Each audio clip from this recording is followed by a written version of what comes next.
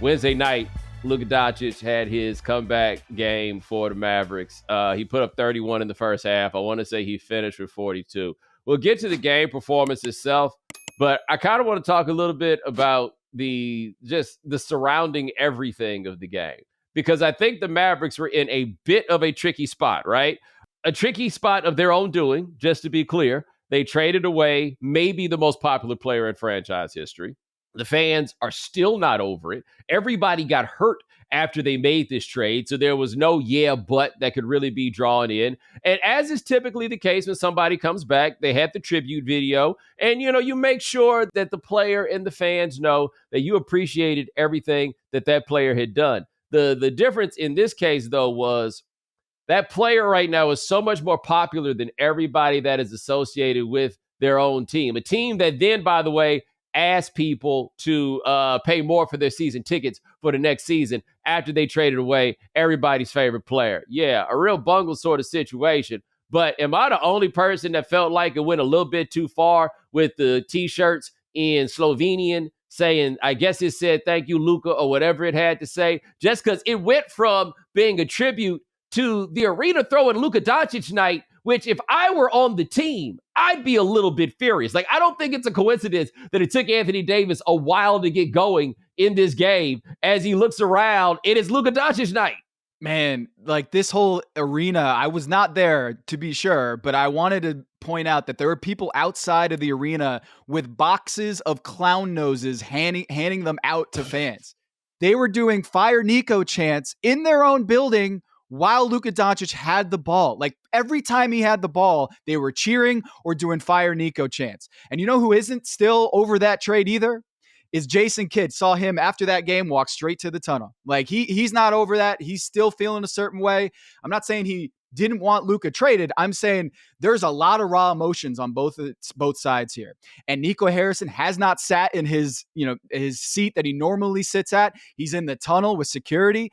According to team sources, and it's important to underline that, team sources, someone from within the Dallas Mavericks is leaking this information to Tim McMahon, that the trade probably costs 9 figures over the next several years, projected to lose dozens of millions of dollars this season due to dwindling sponsorships, ticket sales, and merchandise. The people inside the house, Bo, are not happy about this trade. And it's not just the fans. It's the employees that you saw Luka Doncic walk into the arena and he's hugging people left and right. And they're also leaking business figures to show how much of a disaster this trade has been. One thing to note about a lot of these Fire Nico chants and everything else, this was a close game for the vast majority of it. Like LeBron James put the game away with one of those, I can't believe it's year 22 sort of fourth quarter performances. But even with Luka putting up all those shots and making all of them, he had 31 points in the first half. It was a 3-point game. The fans were openly cheering basically against the home team. And this was something that was easy to foresee going into the game, that it was going to happen. And Luka is the sort of guy who has the ability to go into that place of focus and in a game like that decide I'm going to put up 31 points in the first half. It also was not a sterling defensive performance from the Mavericks. They did not make it that difficult for him to put up the 31, but I am not as hard on Nico about making this trade as other people, because I still contend he's the guy that's been around this dude the most and looked around and was like, it ain't going to happen here. And I do think it took a startling level of courage to decide that you were going to be the one to make the trade. They handled everything after it terribly, though. Like, if you're going to do this, you got to have a sell. You got to be able to come in front of everybody and at the very least sound incredibly confident about why you've made this decision. And like, look, I get it. You think this is crazy, but I'm telling you right now, this is going to work, right? And at every turn, you got to be willing to guy that stands up on it. Instead, they look soft, they look weak, and then the Lakers look good. This is a disaster. There's just no other way to put it. The Mavs are 6-14 in their last 20. Kyrie Irving out with a torn ACL. Daniel Gafford and Derek Lively and Anthony Davis come back and they get destroyed by Luka in this game. Like, there was no resistance. Luka was going right at those dudes for most of that game and scoring over them. Anthony Davis was absent for most of that game. And you know what's interesting about these like reunion games or like homecoming games? It's kind of a truth serum when you're going against your former team, they're going to guard you the way that they were afraid that other teams were going to guard you. Like Anthony Davis got doubled every single time he got the ball in the post. And JJ Redick and LeBron James were probably on the other side, be like, yo, the way to beat Anthony Davis is we got to frazzle him. Put two bodies on him, and he's not going to be able to get out of it. He's not going to be able to split that double coverage, and he's going to figure out a way to cough up the ball. And that's exactly what happened. And I got to imagine a lot of emotions for Anthony Davis too. Like he's trying to prove, like, I'm the guy that's going to save this trade from being an outright disaster to like a break even. And ultimately, I don't think he's that good to wash away everything that Luka does on the other end. And secondly, you said you're like easier, a little like less harsh on Nico Harrison in the trade. I just feel like, Bo, the process is what bothers me. Is like, if you are going to look at Luka Doncic and say, that's not the guy, he's not going to stay healthy, but you're the only one who knows that.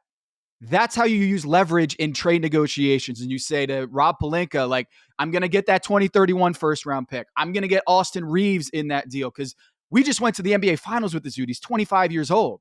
You're going to have to cough up more of your assets. And that, Bo, is what I have a problem with. If Nico didn't believe that Luka was the guy, he keeps that close to his vest and he goes into trade negotiations with a lot more leverage.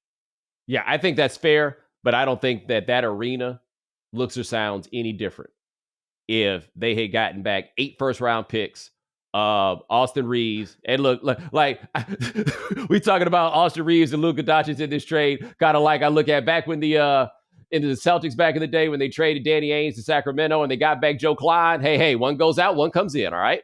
Like the fans appreciate that. One goes out, one comes back in. I think that arena still would have looked the same because they traded. I stopped rooting for the Hawks and they traded Dominique. Dominique was 34 coming off of an Achilles tear. They traded Luka Doncic at 25. And I think for Anthony Davis, where this is interesting, because when they first got him, he went super hard and then he got hurt, right? But I don't think that Anthony Davis ever imagined a world, because let us not forget, Anthony Davis, now as I think of it, Anthony Davis was probably the last true, this is a no-brainer superstar. Drafting him in number 1 pick in the draft, like the way we talked about Tim Duncan coming in the draft, the way we talked about David Robinson, Shaquille O'Neal, those sorts of guys. You can say Zion Williamson to a degree. I guess Victor. My bad.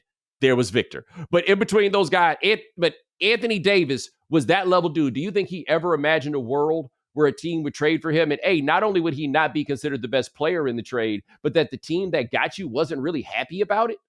Yeah, man, that's tough for Anthony Davis. And like, look, the defense is what's going to like carry the day, and they could not stop Luka and the Lakers in that game. And I think that's the problem is like, if you're going to trade Luka Doncic because quote unquote, what Nico Harrison said is defense wins championships, then you got to make sure you're going to be a lockdown defensive team. And Anthony Davis, it starts with him. He can't go guard Luka. He can't. He's begging for fives. Like he wants to play with a center because he doesn't want to bang down low and be that rim protector. And so you're getting Anthony Davis to be a two-way superstar when he only wants to be a one-way dude who's not going to be able to switch on to Luka or guard ones, twos, threes, or even like a guy like Shai Gilgeous-Alexander. There are limitations to Anthony Davis's defensive ceiling, and yet that is the brand of basketball that Nico Harrison has set for the franchise going forward. I do want to say this, though. The NBA conversation this season, there was a lot of conversation about ratings. There's a lot of conversation about too many threes or too many free throws, what have you. A lot of people are trying to solve the NBA. What happened before the game where Luka Doncic is crying and he's sobbing watching this tribute video and his lip is quivering like a Looney Tunes character trying to hold in an ugly cry. I think that might have done more for the NBA's trust with the audience, or at least from the intrigue and the drama and the belief in the NBA product, than pretty much anything we've gotten this year. That moment right there, it shows me that Luka Doncic really cares, that this is personal, that this really hurt him deeply.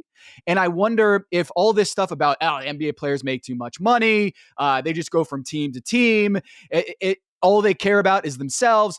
I kind of feel like Luka Doncic's reaction to that tribute video and that image of his eyes bloodshot, waterlogged, and his lip quivering will stay with a lot of fans who may be checked out in the NBA and been like, oh, these team player relationships and the Dallas relationship with Luka, that mattered to that dude. That player cared about his relationship with his team in ways that I think a lot of sports fans feel like NBA players do not care about anything other than the check. I think that what it gave us, and I think there's something to that, because I don't think there's any winning over the people who believe that only NBA players only care about a check, because somehow this is the only league where they think that people play for money. I don't, we could get into like exactly what the rationale is, right? But what I think it gave us, if nothing else, is a storyline, right? So to me, I think an underrated demerit of the era of parody that the league, it's created by the league, right? Like they decided that parody was what they wanted, and basically losers deserve to win too. I feel like it's kind of ultimately what you wind up saying when you make it when a team gets good and you have to break it up because of these aprons and everything else. Even losers want to be good. And so you had to create a situation where a league where a lot of these owners are losers, they get their opportunity to be good too. Okay. But Cuban sold high, right? And so the thinking has always been the Adelsons have an ultimate plan to want to do some casino business in the state of Texas. And this was their way to get in. They hit Mark Cuban with an offer that he could not refuse. It was hard to believe. And I remember when that trade was made, that I thought I remembered them saying that Cuban would still basically run things. These people would just get all the money. And then it ultimately did not go that way. And so when people make this argument now that Nico did this, or if you were to make the argument that Nico did this and the owners didn't have anything to do with this, baby, I'm sorry. There is no way in the world that they forced Mark Cuban out so that they could give all the power to a man named Nico. No, zero chance. That did not happen, right? Everybody had to be involved in this. I just don't see any way in the world, especially given what the bottom line effects of this have been, that you're going to make this move and the owners not be in on it, right? Mark Cuban, obviously, never would have allowed this trade to go through. Yep. We all already know this. I don't know why he is so desperately needs to come out here and tell us this, even though we know it. And by the way, on Nico, I'm going to say this right quick before I forget. They got to the finals last year. Like, as much as we say that about Luka, we can also say that about their general manager, and none of it matters. None of it matters at all. He didn't get any goodwill from that. None of that was engendered. Like, you want this move, at least I give this to Nico. He's the only one that seems to own it, because everything else around it, that trade is an orphan, right? The owners don't want to claim it, anything else. And Mark Cuban wants to make sure that you knew, hey, she kicked me out of the house before we had the chance to do any of this stuff. Yeah, man. And you know what's really interesting about this? Again, Mark Stein's reporting has been incredible around this story. He's been Dallas-based. We used to work together at ESPN. He's as plugged in the NBA as anybody. And he gave this kind of backroom explanation to how Nico got so high up in the power structure of the Dallas Mavericks. And they had told people, Mark Cuban had told people, hey, we're going to move on from Rick Carlisle, Don Nelson, and we're now going to figure out the GM, the head of basketball ops, and then we're going to have the head coach hired from that GM. And it got reversed because Mark Cuban wanted Jason Kidd, and one of Jason Kidd's representation was a man named Jeff Schwartz from Excel Sports Management. And when Jason Kidd got hired, they're like, who are we going to go get to run our basketball operations? And Jeff Schwartz, according to Mark Stein, got into Mark Cuban's ear, was recommending this guy named Nico Harrison. And so Jeff Schwartz comes in here, gets Jason Kidd hired, and also gets Nico Harrison hired. And then all of a sudden, in a couple of years, Mark Cuban's cut out of that entire organization. And I say this because we talk a lot about clutch and how Rich Paul is like shadow running the Lakers and LeBron James. We talk about Leon Rose over in the New York Knicks, shadow running the Knicks, and then finally gets the actual logo on the shirt, gets hired by the New York Knicks, and is now wearing a polo with the Knicks logo on it with Worldwide West. And they're literally from CAA, running CAA, the biggest sports agency, is now running the head of that sports agency is now running the New York Knicks. But there's this little like piece here of Jeff Schwartz. If you go to hoopshype.com and you look at which agent has the most salary under contract in the NBA, it's Jeff Schwartz of Excel Sports Management. And this guy has been under the radar for the NBA. Now it's like kind of like, wait, this guy was behind the scenes making recommendations to Mark Cuban about who he should hire, and it ends up being this guy, Nico Harrison from Nike. And then we have this complete cleaning a house in Denver. And until I reported this earlier this year, I don't think I saw this anywhere. But the most closely aligned agency with one NBA team is not Clutch and the Lakers, and it's not the Knicks and CAA, led by Leon Rose, the power agent. It's actually Excel, Jeff Schwartz's agency, and the Denver Nuggets. Jeff Schwartz is the agent, and his agency, Excel, is the agency for Nikola Jokic, Jamal Murray, Russell Westbrook, DeAndre Jordan, Vlatko Konchar, Peyton Watson, and Dario Saric, who they just brought over to pair up with Nikola Jokic. This is one of the most underrated storylines in the NBA, that the Denver Nuggets just cleaned house, and the most closely aligned agency with Nikola Jokic and Jamal Murray. There's this power void now in Denver, and I don't think people are talking about this.